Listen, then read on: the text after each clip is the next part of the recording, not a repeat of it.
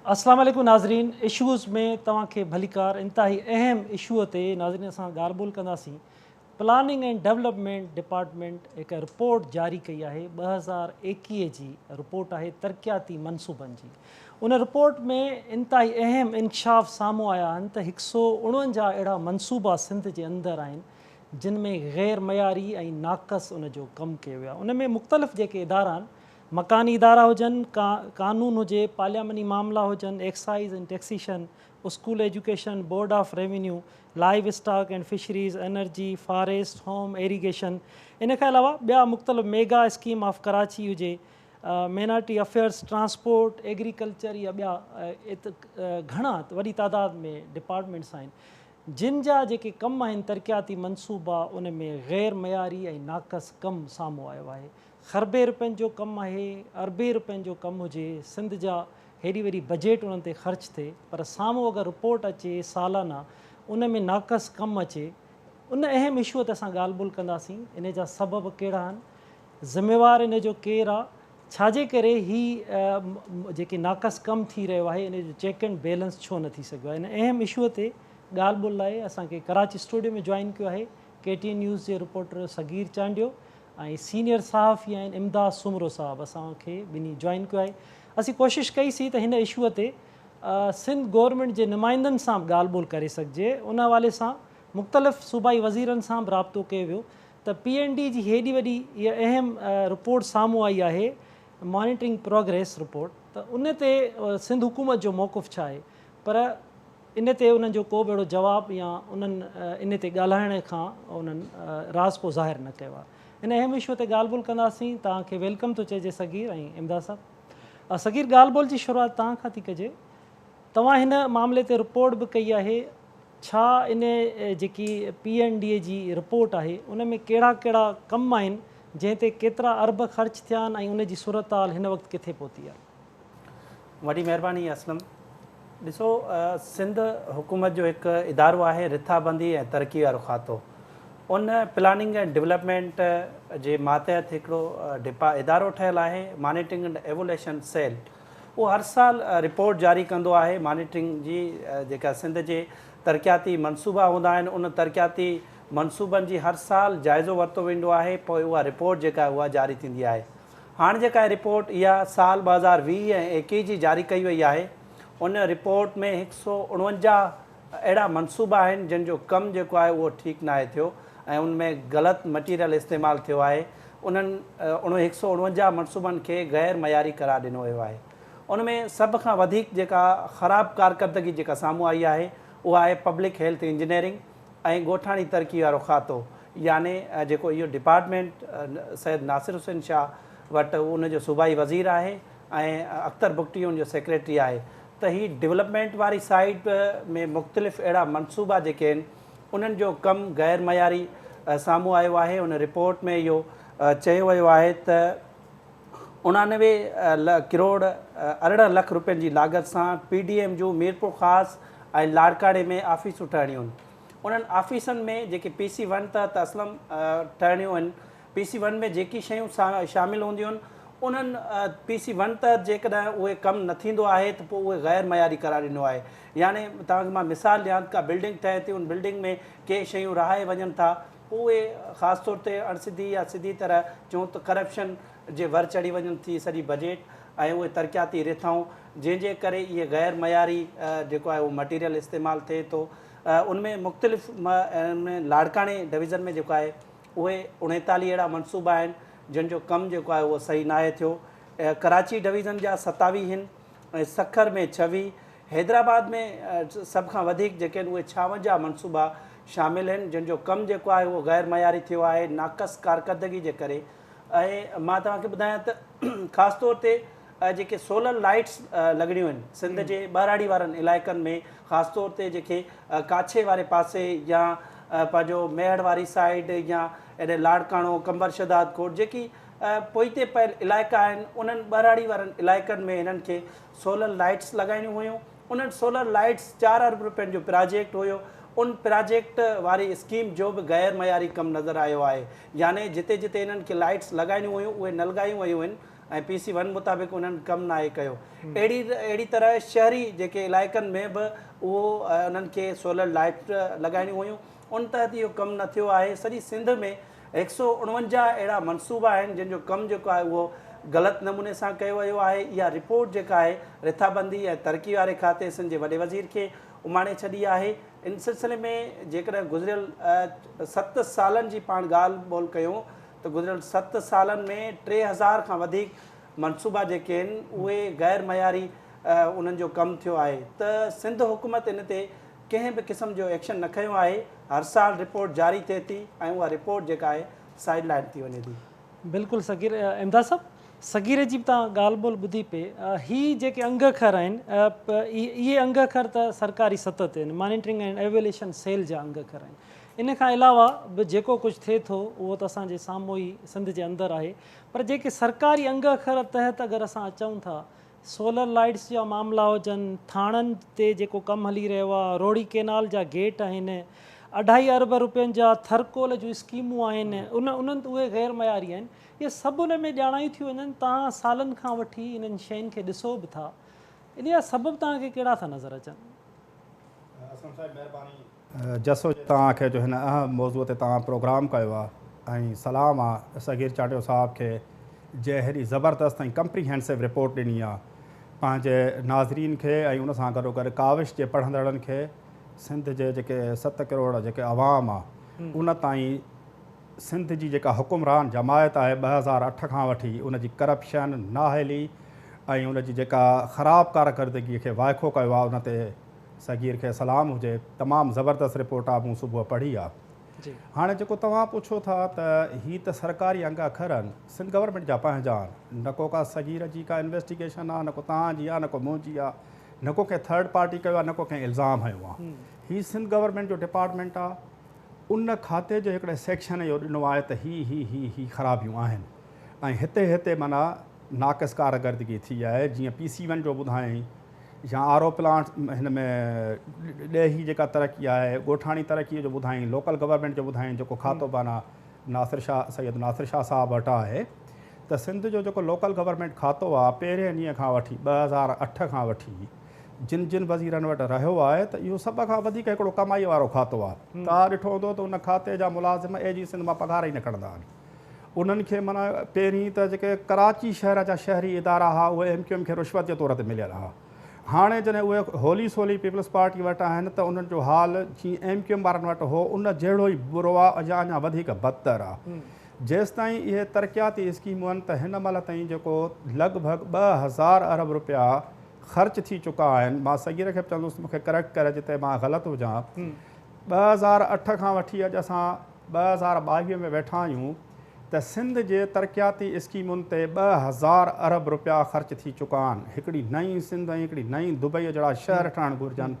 उन पैसनि जे ख़र्च थियण ते तव्हां कराची खां वठी कश्मीर ताईं हलिया वञो, तव्हांखे हिकिड़ो शहर, हिकिड़ो ज़िलो, हिकिड़ी यूनियन काउंसिल न मिलंदी जंहिंखे तव्हां मॉडल चई सघो।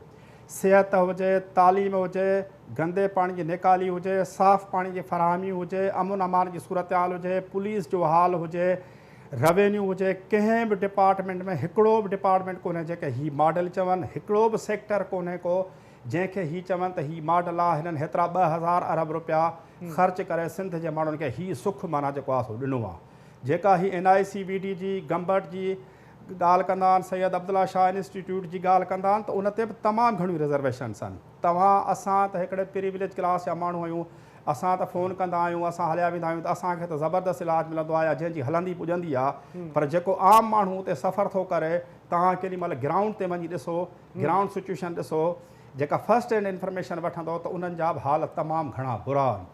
हाणे मां हिकिड़ो तव्हांखे मिसाल थो ॾियां, इन ई करप्शन जे किसे सां माना लाॻापियनि।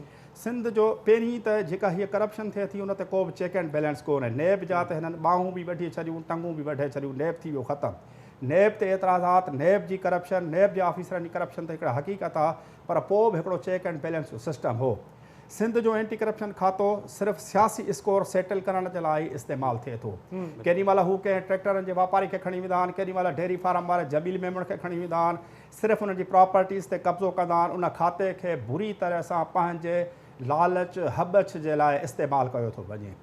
हींअर जेको सिंध जो एंटी करप्शन खातो आहे कराची में उनजा 2 ज़ोन आहिनि ऐं हिकिड़ी हेड ऑफिस आहे त सगीर खे ख़बर हूंदी त उनजी हिकिड़ी स्कीम ठही हुई हिन तरक़ियाती स्कीम में जेका ही साल पूरो थी वियो त असां एंटी करप्शन कॉम्प्लेक्स ठाहींदासीं हाई कोर्ट जे साम्हूं जिते हिन महिल एंटी करप्शन साउथ जी ऑफिस आहे त सॼो कॉम्प्लेक्स हूंदो चेयरमैन डायरेक्टर्स जेका बि हुनजी डायरेक्टरेट आहे कराचीअ जा 3 जेके आहिनि से ज़ोनल डायरेक्टर उते वेहंदा पर जेको एंटी करप्शन खाते जो इंचार्ज एडवाइज़र आहे या उनखे वज़ीर जो दर्जो मिलियल आहे जेको बंगल ख़ान महर साहिबु आहे उन ऐं उनजो जेको ॿियो भाउ आहे महर साहिबु उन्हनि जी माना ज़िद आहे त जेको इन कॉम्प्लेक्स जो जेको अरबे रुपयनि जो ठीकु आहे उहो उन्हनि जे मनपसंदि ठेकेदार खे ॾिनो वञे ऐं वर्क्स ऐं सर्विसिस वारनि जो मौक़फ़ इहो आहे त उहो असां पंहिंजी मर्ज़ी सां ॾींदासीं त जीअं असां कमीशन खाऊं ॿियो हुन में को बि कोन्हे को इन्हनि ॿिन्ही डिपार्टमेंटनि जे ज़िद जे करे पहिरीं ॻाल्हि त बंगल ख़ान महर जो जेको डिपार्टमेंट जो मिनिस्टर या एडवाइज़र हुजणु गैर क़ानूनी आहे हीअ एंटी करप्शन इस्टेब्लिशमेंट आहे enquiries and anti corruption establishment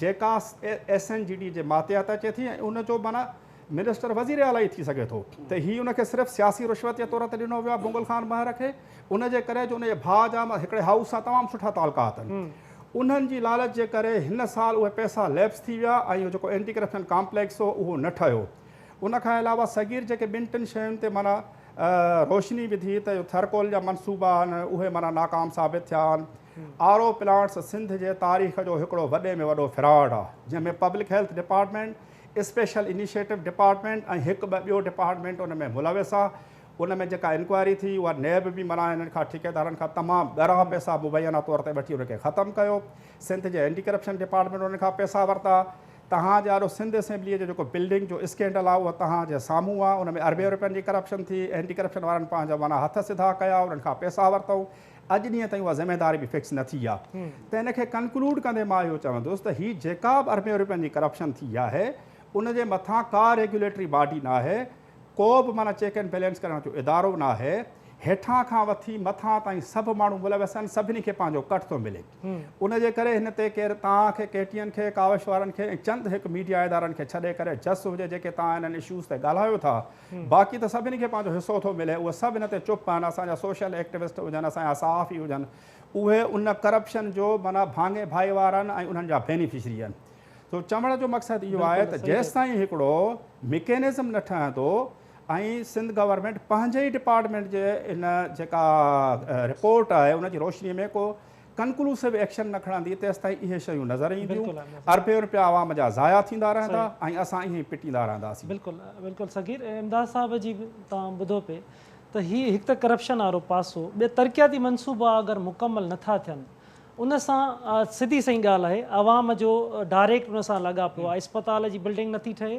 आवाम जी ज़िंदगी लाज़मी आहे उते आवाम डिस्टर्ब थिए थो सोलर सां आवाम ॻंढियल आहे असांजी अगरि पाणीअ ते असां हलिया था वञूं RO प्लांट्स आहे त आवाम सां लॻापियल आहे इन तरक़ियाती कमु मनसूबा मुकमल न थियण सां हिकु त आवाम केतिरो भोॻे रहियो आहे ॿियो हीअ हर साल रिपोर्ट अचे थी इन ते अमल छा था सम्झो कुझु थिए थो अमल ॾिसो असलम हर साल इहा रिपोर्ट जारी थी वञे थी ऐं उन में PND जी बि कोताहियूं आहिनि इहा रिपोर्ट थोरो जल्दी अची वञे यानी ही 2 साल पहिरीं जी रिपोर्ट आहे 2021-22 जी रिपोर्ट अची वञे त हिननि जा इहे जेके मनसूबा जिन जो गैर मयारी कमु थिए थो उन्हनि जा फंड्स रोकणु घुरिजनि त जीअं हाणे ही कुझु हलंदड़ आहिनि कुझु कंप्लीट थी विया आहिनि 60 अरब रुपया हिन में जेको आहे उहो ख़र्च बि थी वियो आहे हिननि ते त ही सॼी सिंध में हिननि जेके मेन स्कीमूं हिन में आहिनि सोलर लाइट्स जीअं थियो ही तव्हांखे ॿियो बि हिकिड़ी ॿी स्कीम ॿुधाईंदुसि 2-2.5 करोड़ रुपयनि जी आहे जुडिशियल ऑफिसर सिविल जज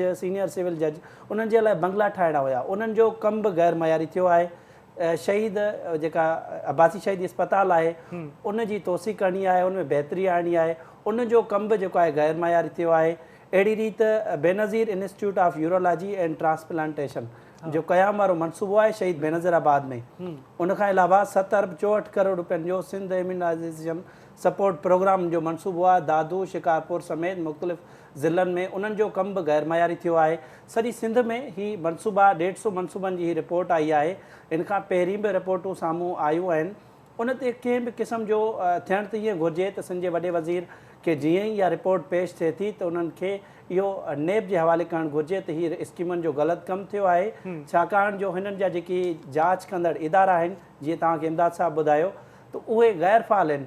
यानी तव्हां CM इंस्पेक्शन टीम ॾिसो, उहा केतिरनि ई सालनि खां गैर फ़ाल आहे, पर उन में फ़ौज भर्ती थियल आहे, उन में मुलाज़िम पघारूं खणनि था, चेयरमैन भर्ती थियल आहिनि, उन जा मेंबर 4 आहिनि, उन मेंबर ऑफिसनि में न वेहंदा आहिनि, उनजो सेक्रेटरी मौजूदु आहे, सेक्रेटरी ऑफिस में वेहंदो न आहे।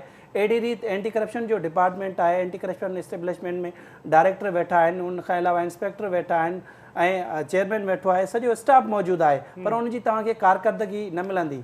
उनजी कारकर्दगी ते जेकॾहिं पाण ॻाल्हायूं त 3 सालनि खां SCC 2 जी मीटिंग ई न आहे थी। छा करप्शन ख़तमु थी वई आहे कराची में? कमिश्नर कराची वटि टाइम ई कोन्हे जो 3 सालनि खां एंटी करप्शन कमेटी 2 जी हू मीटिंग करे ऐं जेके केस थिया आहिनि हू उन खे ॾिसे ऐं उन्हनि जे ख़िलाफ़ु कार्रवाई करे। SCC 1 जी बि ताज़ो हिकिड़ी मीटिंग थी ऐं उन में सिर्फ़ु हिकिड़ो केस दाख़िल करण जी इंक्वायरी थी, उन जी ओपन इंक्वायरी जी बि मंज़ूरी ॾिनी वई ऐं केस दाख़िल करण जी बि। सो उन्हनि जी समूरनि जेका आहे उहा कारकर्दगी जेका आहे उन्हनि इदारनि जी ख़राबु आहे। नेब जा हथ जेके आहिनि उहे बि ॿधा विया आहिनि, तंहिं करे सॼी सिंध में ख़ासि तौर ते जेकी सिंध जी तरक़ी जेका न पई थिए न, उन जा इहे ई सबबु आहिनि त ही गैर मयारी कमु कराइनि था ऐं पोइ अधु मां ठेकेदार जेके आहिनि इन में मुलविस आहिनि। हाणे 150 ही मनसूबा आहिनि, 150 मनसूबनि जा जेके ठेकेदार या उन्हनि डिपार्टमेंट जा जेकी तरक़ियाती रिथाऊं ठाहिनि था पिया, उन्हनि खे जेकॾहिं सज़ा थिए त ईंदड़ साल उन जी जेका रिज़ल्ट उहा ॿी ईंदी। माना सकीर इहे चई सघिजे थो त एतिरा पैसा पाण वटि अचनि था, अगरि इहे डायरेक्ट इन में का करप्शन न थिए या इन जो कमु मुकमल थिए त आवाम खे खोड़ सारो लाभ मिली सघे थो। बिल्कुलु ईअं ई आहे, जेकॾहिं सही नमूने सां मनसूबनि ते कमु थिए त उन्हनि खे लाभ बि हासिलु थींदो। हाणे अधु मां कमु छॾे वञे थो ऐं उन मां कमीशन थोरो वधाए करे वठनि था पिया जेके बाअसर माण्हू जेके आहिनि या उतां जा जेकी सियासी माण्हू आहिनि, उहे कमीशन उन्हनि ठेकेदारनि खां वधीक थोरो वठनि था। इन जे करे उन्हनि जो कमु जेको आहे उहो गैर मयारी थिए थो, ठेकेदार अधु में कमु छॾे वञे थो, पोइ चेक एंड बैलेंस वारा जेके इदारा आहिनि उहे ऑलरेडी जेके आहिनि उहे गैर फ़ाल आहिनि। इन जे करे जेके आहिनि हर साल इहो मसइलो थिए थो। गुज़िरियल 7 सालनि खां मॉनिटरिंग एंड एवोल्यूशन इहा रिपोर्ट जारी कंदो अचे पियो। 3000 खां वधीक खरबे रुपया मनसूबा, हिकु मनसूबो जेको आहे अरबे रुपयनि जो आहे ऐं उहे उन में सिहत जा बि मनसूबा आहिनि, तालीम जा बि आहिनि, अक़लियती मामलनि जा आहिनि, औकाफ़ खाते जा बि मनसूबा उनमें शामिल आहिनि, इरिगेशन आहे, एग्रीकल्चर आहे, सभु उन में। इमदाद साहब, समूरो हिकिड़ी वरी डिघी लिस्ट आहे खातनि जी। इन खातनि वारी लिस्ट खां वरी डेवलपमेंट अथॉरिटीज़ बि पाण वटि मौजूदु आहिनि, SDA HDA समूरा आहिनि। उन्हनि ते भला जेके तरक़ीअ लाइ इहे अथॉरिटीज़ ठाही वियूं आहिनि, उन्हनि जा के नतीजा ॾिसो पिया तव्हां? पहिरीं त सभ खां पहिरीं ठही हुई कराची डेवलपमेंट अथॉरिटी, जंहिंजो कमु हो त कराचीअ में तरक़ियाती कम करे, पर कराची डेवलपमेंट अथॉरिटी जो जेको मस्तु ऐं सफ़ेद हाथी हो उहो सिर्फ़ु हिते इस्तेमालु थींदो हो नसल परस्तनि जे हथां, जेके सदियुनि खां हिते सिंधी ऐं बलोचनि जा ॻोठ आहिनि उन्हनि खे किराइण जे लाइ। उन्हनि खे गैर क़ानूनी करार ॾेई उन्हनि ॻोठनि खे किरायो वेंदो ऐं सिंधी माण्हुनि सां ज़ुल्म ऐं तशदुद कयो वेंदो ऐं उहो ज़ुल्म तशदुद सिंधी माण्हुनि जे वोट सां इक़्तिदार में ईंदड़ पीपल्स पार्टी जे दौर में बि जारी रहियो KDA जे पारां। उनखां पोइ पाण अचूं था हैदराबाद डेवलपमेंट अथॉरिटी। हैदराबाद माना खंडर जो ॾेख ॾिए थी, उन मां तव्हांखे अंदाज़ो लॻाए सघो था त हैदराबाद डेवलपमेंट अथॉरिटी जी छा पोज़ीशन आहे। वरी अचूं था पाण सेवण डेवलपमेंट अथॉरिटी, जेका केतिरनि ई सालनि खां वठी हुई सुप्रीम कोर्ट ऐं हाई कोर्ट जे हुकुमनि जे ख़िलाफ़ वर्दी कंदे मुनीर समूरे जहिड़े हिकिड़े करप्ट ऐं बदकिरदार कामोरे जे ठीके में ॾिनल हुई। उनजे करे जो मुनीर सूमरो सिंध जे CM हाउस में हिकिड़े ऑफिसर जो वेझो माइट आहे, उहो उनजे ठीके में हुई। वॾी मुश्किल खां पोइ हाई कोर्ट ॾंडो खणे उन मुनीर सूमरे खे हुतां हटायो आहे, पर हींअर बि उन में पॉलिटिकल भर्थियूं एतिरियूं थियल आहिनि ऐं एतिरी त बदनज़मी आहे, एतिरी त उन में असलम साईं उन में बदनज़मी आहे जो उहो माना सिधो थींदे नज़र कोन थी अचे। हाणे अचो लाड़काणे डेवलपमेंट अथॉरिटी ते। लाड़काणो डेवलपमेंट अथॉरिटी में इलीगल अपॉइंटमेंट्स एतिरियूं आहिनि जो हींअर हुननि खे माना पघारूं बि कोन थियूं मिलनि, पघार ॾेई कोन था सघनि, गैर क़ानूनी भर्तियूं आहिनि। लाड़काणे में जेका डेवलपमेंट आहे उहा तव्हांजे साम्हूं आहे। सुप्रीम कोर्ट जा रिमार्क्स, 90 अरब रुपया ख़र्च थिया ऐं उते मैदान ते का बि तरक़ी नज़र नथी अचे।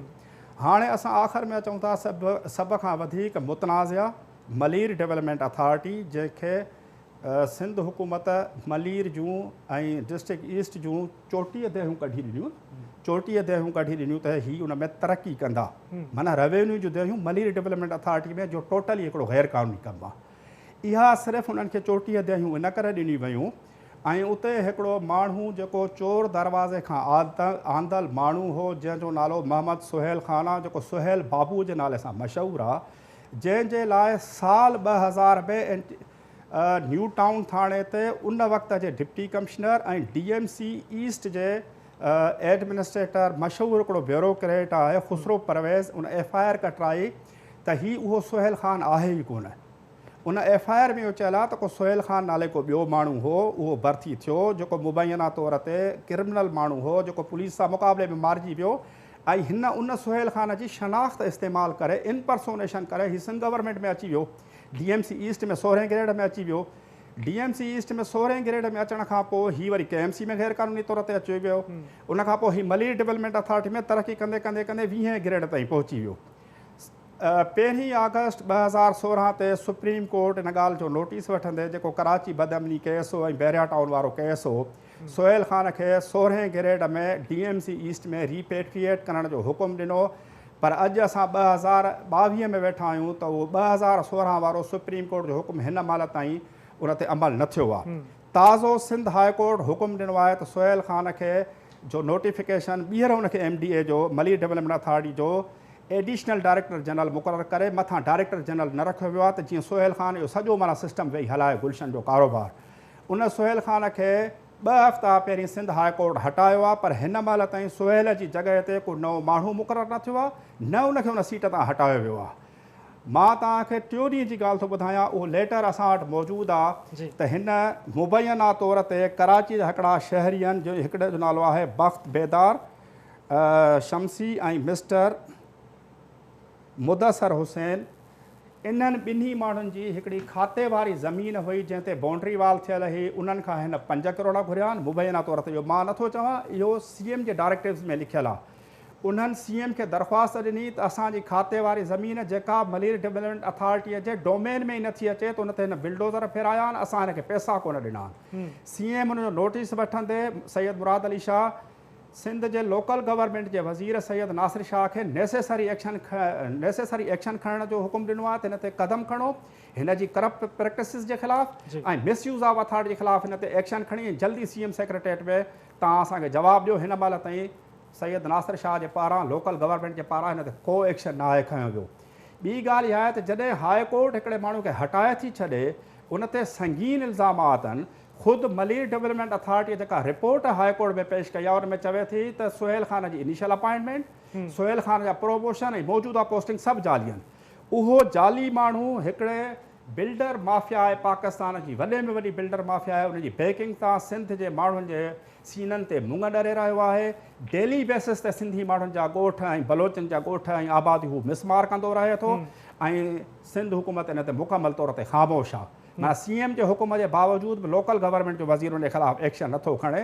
त इन मां तव्हां सम्झी सघो था त जेके तरक़ियाती जेके अथॉरिटीज़ ठाहियूं वयूं आहिनि, उन्हनि जी माना परफॉर्मेंस छा हूंदी हिन सूबे में। बिल्कुलु बिल्कुलु इमदाद साहब। सगीर इमदाद साहब जीअं CM सिंध जी ॻाल्हि कई, CM जी हिकिड़ी प्रेस कॉन्फ्रेंस में मूं ई उन खां क्वेश्चन बि पुछो त मांझंद वारो जेको सेवण वारो तव्हांजो ज़िलो आहे, उनजो जेको वॾो रोड आहे, डबल रोड न ठहण जे करे रोज़ानी हुते माण्हू मरनि था, इहो मुकमल छो नथो थिए? चई त इहो वफ़ाक़ी मनसूबो आहे, अगरि सिंध वटि हुजे हा त इहो 1 महीने जे अंदरि ई मामिलो हल थी वञे हा। त हाणे जेकी पाण जंहिं रिपोर्ट ते ॻाल्हायूं पिया, जिन इस्पतालुनि ते ॻाल्हायूं था, रोडनि ते ॻाल्हायूं था, हिन रिपोर्ट मुताबिक़ इहे समूरा सिंध जा आहिनि। हाणे पाण अगरि RO प्लांट ते ई अगरि ॻाल्हि ॿोल कयूं, लियारीअ जा RO प्लांट वठूं, थर जा RO, केॾा वॾा उन ते तमामु वॾो ख़र्चु आहे ऐं थियल आहे, ऐं आवाम खे उन मां उनजो लाभ नथो मिले।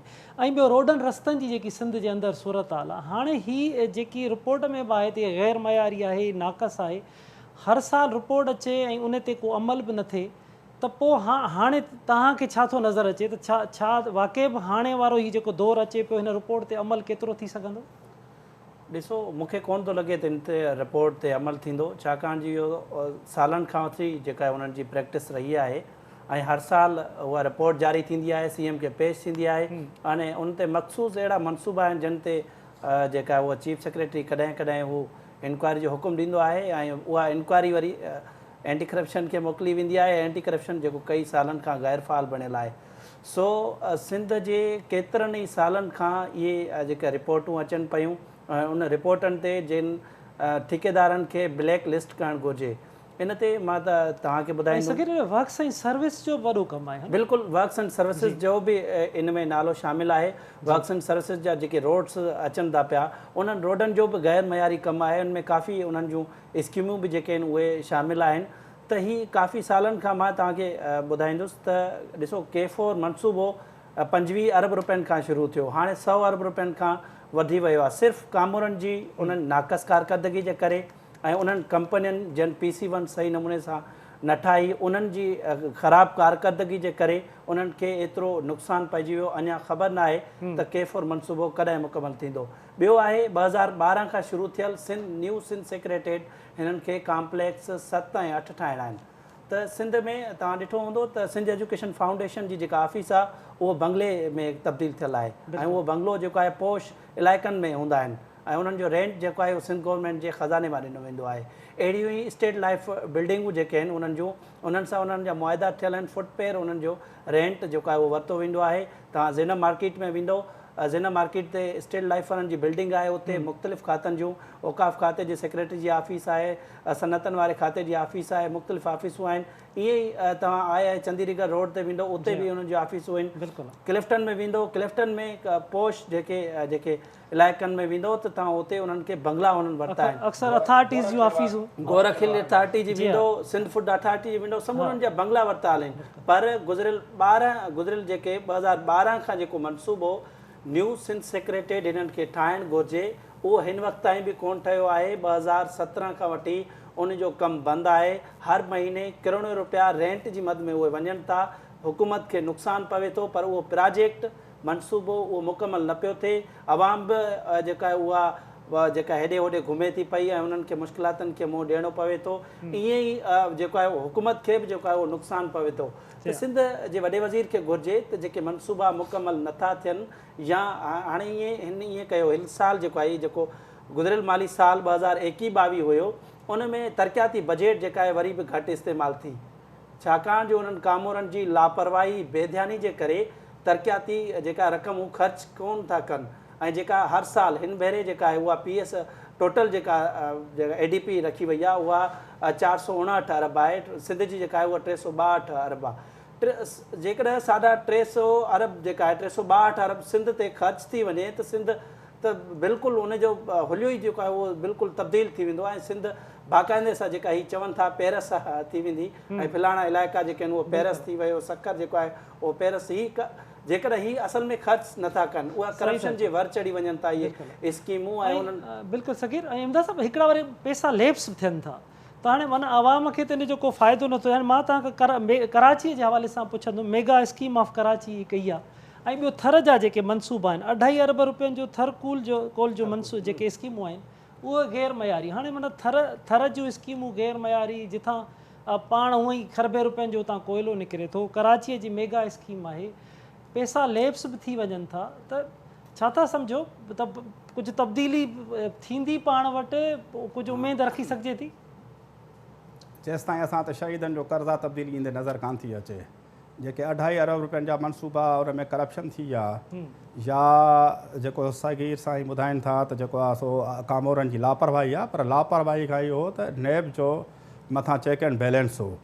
कामोरा त माना खुली दिलि सां माना तरक़ियाती कम कराइनि, छो जो उन मां उन्हनि खे कमीशन ईंदी आहे। सिंध शायदि पाकिस्तान में वाहिद सूबो आहे जंहिंमें करप्शन जो रेट, रिश्वत जो रेट 50% खां वधीक आहे, जंहिंमें ठेकेदार खे ठीको थो मिले त पहिरीं मिनिस्टर जो ख़र्चु आहे, उनखां पोइ फिनांस डिपार्टमेंट जी 3% कमीशन आहे, उनखां पोइ वर्क आर्डर ते सेक्रेटरी जी कमीशन आहे, चीफ इंजीनियर जी कमीशन आहे, सुप्रिटेंडेंट इंजीनियर जी कमीशन आहे, एक्शन जी कमीशन आहे, उतां जो लोकल जेको माण्हू वेठो आहे उन्हनि जो जेको लोकल तनज़ीम जो उहिदेदार आहे उनजी कमीशन आहे, उनखां पोइ असांजी बदकिस्मती सां साफ़ ई आहे उनजी कमीशन आहे। मिलाए सिलाए जॾहिं 55% ठेकेदार पंहिंजे खीसे मां ख़र्च थो करे त उन मां उनखे 10-15% हू पाण बचाए, त ॿुधायो त 15-20% में जेके तरक़ियाती कम थींदा उहे इहे ई थींदा जेके सिंध में तव्हांखे नज़र था अचनि ऐं रिपोर्ट में रिफ्लेक्ट था थियनि त हीअ माना गैर मयारी कम थिया आहिनि।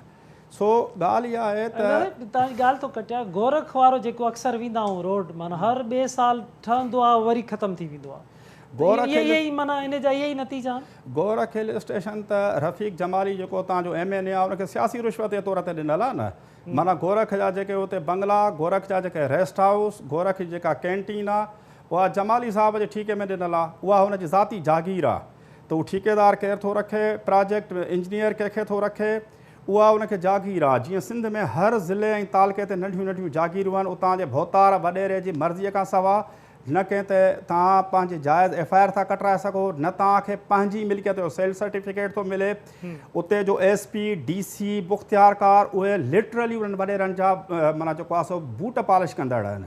त गोरख हिल स्टेशन त सिंध जे माना हिकिड़ो वॾनि फ्रॉडनि मां हिकिड़ो फ्रॉड आहे जेको रफ़ीक जमाली कयो आहे। मां मुकमल पंहिंजी ज़िमेदारी सां थो चवां ऐं हिन ई प्लेटफॉर्म ते असां रफ़ीक जमाली साहब खे चवंदासीं ऐं Gorakh development authority local government जे अंडर में आहे त उहा अची पंहिंजी वज़ाहत ॾियनि त हेतिरा अरबे रुपया ख़र्च करण जे बावजूदि मूंखे त कंहिं ज़रिए इहो ॿुधायो आहे त मुबैना तौर ते जेका गोरख डेवलपमेंट अथॉरिटी जी जेका ऑफिस जे बंगले में आहे उहा बि रफ़ीक जमाली जी मिल्कियत आहे कंहिं ॿिए जे नाले ते।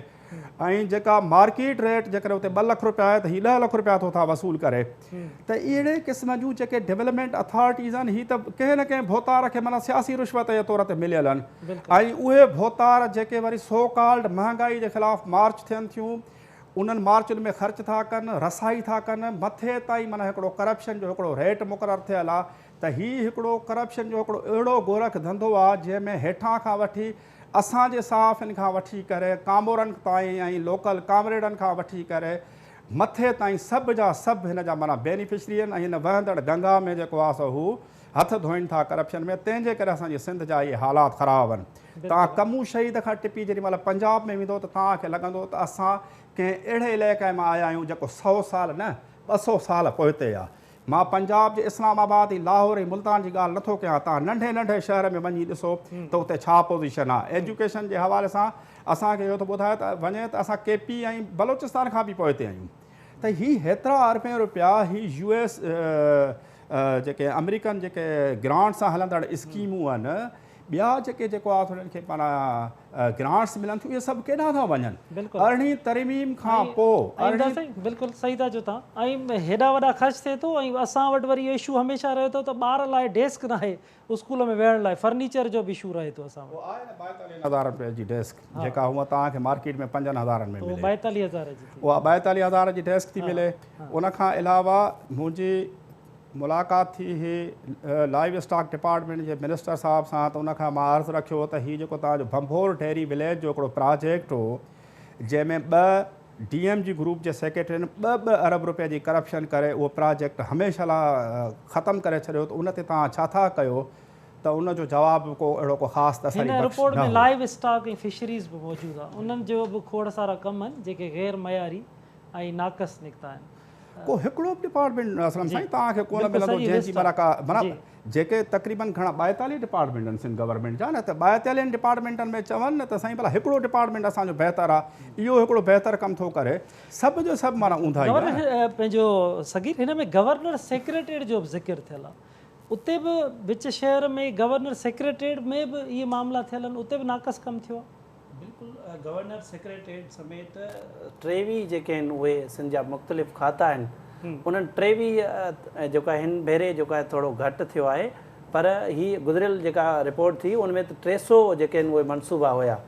त 300 मनसूबा हिन भेरे जेको आहे उहो 150 थियो आहे। त गवर्नर सेक्रेटरीट समेत हर खाते में उहो ग़लति कमु थिए पियो, छाकाणि जो हीअ जीअं तव्हांखे इमदाद साहब ॿुधायो त करप्शन जे इहे रिथाऊं जेके आहिनि उहे वर चढ़ी वञनि थियूं ऐं हेठि खां वठी मथे ताईं उनखे जेके सरकारी ॿोली में सेंट्रलाइज़ सिस्टम चवनि था, त हीअ सिस्टम आहे, उहो सिस्टम जे ज़रिए ही सॼो कमीशनूं वरितियूं वेंदियूं आहिनि ऐं पोइ इहे उन्हनि जो कमु जेको आहे उहो नाक़स नज़र ईंदो आहे। थियणु घुरिजे। बिल्कुलु सगीर, तव्हांजी वॾी महिरबानी हिन अहम इशू ते ॻाल्हि ॿोल कई। इमदाद साहब तव्हांजी महिरबानी। इंतिहाई नाज़रीन, अहम इशू हो, अहम इशूअ ते डिस्कशन तव्हां ॿुधी, समूरनि पासनि ते ॻाल्हि ॿोल थी, तरक़ियाती कम नाक़स आहिनि, उन्हनि जे गैर मयारी कमु आहे, करप्शन उन में थिए थी, उन समूरनि ते ॻाल्हि ॿोल थी। पर उन सब्जेक्ट ते या उन रिपोर्ट ते असांजी ॻाल्हि ॿोल थी जेकी ख़ुदि सिंध हुकूमत जी पंहिंजी रिपोर्ट आहे, PND जी रिपोर्ट आहे। सिंध हुकूमत खे हिन खे सीरियस वठणु घुरिजे। हर साल ख़ाली रिपोर्ट अची वञे ऐं ईअं चइजे रिपोर्ट अची वई, हे गैर मयारी आहे, नाक़स कमु आहे, पर इन ते अमल थिए त जीअं सिंध जे अंदरि हेॾी दांह अचे थी। सिंध जा रोड रस्ता हुजनि, सिंध जूं इस्पतालूं हुजनि, सिंध जा आरो प्लांट्स हुजनि, हर तरफ़ ॾांहुं जेके सिधा असां आवाम सां लाॻापियल आहिनि, इस्पतालूं हुजनि, स्कूल हुजनि, सभिनी जो आवाम सां सिधो सौ कनेक्ट आहे। सिधो सौ माण्हू मुतासिर थियनि था। दांह घटि बि अरबे रुपया सिंध में मौजूदु आहिनि, ख़रबे रुपया सिंध में मौजूदु आहिनि, पर अगरि जाइज़ तरीक़े सां ख़र्च थींदा त सिंध में नतीजा साम्हूं ईंदा। वरी नवनि इशू सां गॾु ॿीहर गॾु हूंदासीं। तेसिताईं पंहिंजे मेज़बान असलम हैदर खे ॾींदा इजाज़त। अल्लाह वाहे।